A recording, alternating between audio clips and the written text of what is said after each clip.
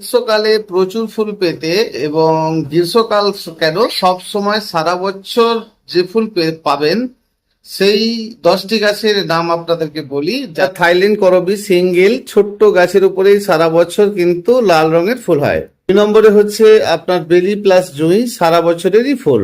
3 নম্বর হচ্ছে সুগন্ধি যুক্ত একটি ফুল, যেটা হচ্ছে একদম গোলাপ ফুলের মতো, গাছের উচ্চতা কিন্তু খুব ছোট। 4 নম্বর হচ্ছে আলামুন্ডা ফুল, এর অনেকগুলো কালার রয়েছে।